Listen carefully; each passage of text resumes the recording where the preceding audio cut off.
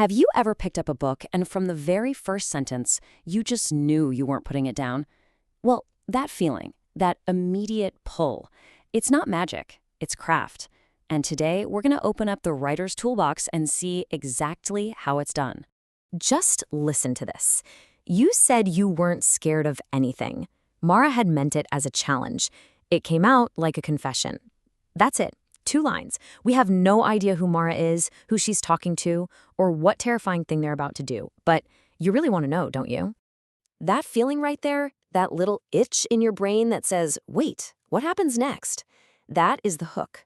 It's a very deliberate, carefully designed tool meant to grab you and make it almost impossible to look away. So, how did they do it? How do writers create that instant connection?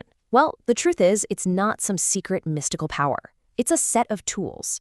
And like any master craftsperson, a great writer knows exactly which one to use and when. In this explainer, we're going to crack open that toolbox. We're going to look at some of the most powerful and proven techniques that writers use to create that immediate sense of intrigue and get you totally invested from page 1. So what are these amazing tools? Come on, let's take a look inside and really break down the anatomy of a killer opening. Kicking things off with a question, now that's a bold move. It's like the author is reaching right out of the page, looking you in the eye, and handing you the very first piece of a puzzle. It's a direct invitation into the story's biggest problem. The psychology behind this is just so cool. It's a principle called a narrative void. The writer deliberately creates a gap in what you know, and our human brains are literally hardwired to want to fill in those gaps. The only way to scratch that itch, you got it, you have to turn the page. Okay, another amazing tool is to introduce us to a fascinating character right from the get-go. This taps into something our brains do called thin slicing. You know, that ability to make a snap judgment based on a tiny bit of information? A great character opening gives you just enough to form a really strong first impression, telling you something deep about them in one perfect sentence. A character's description is just loaded with clues. A scar isn't just a scar, is it? It's a whole history.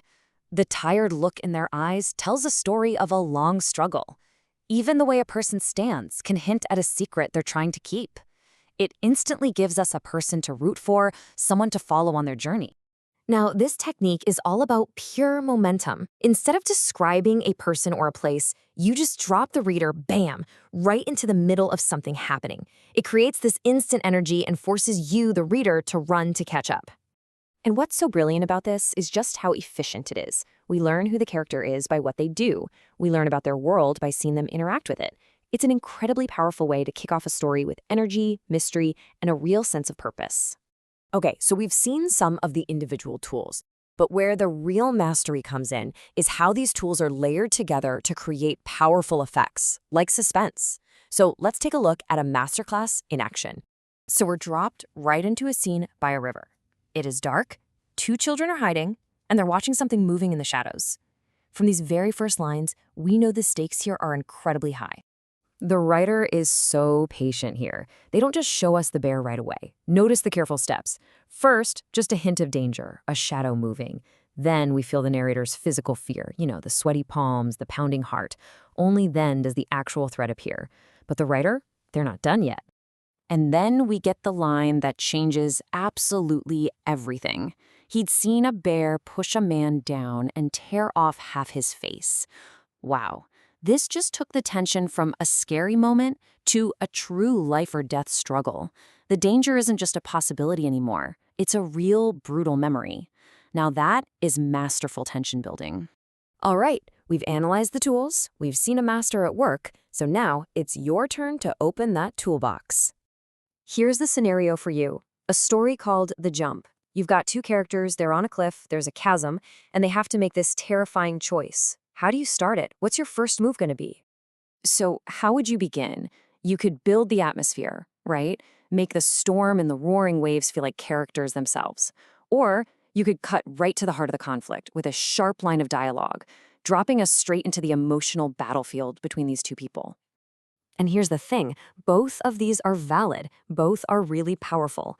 The first option grounds the reader in the physical danger of the world. The second one grounds them in the human drama. The tool you choose completely changes how the reader enters your story.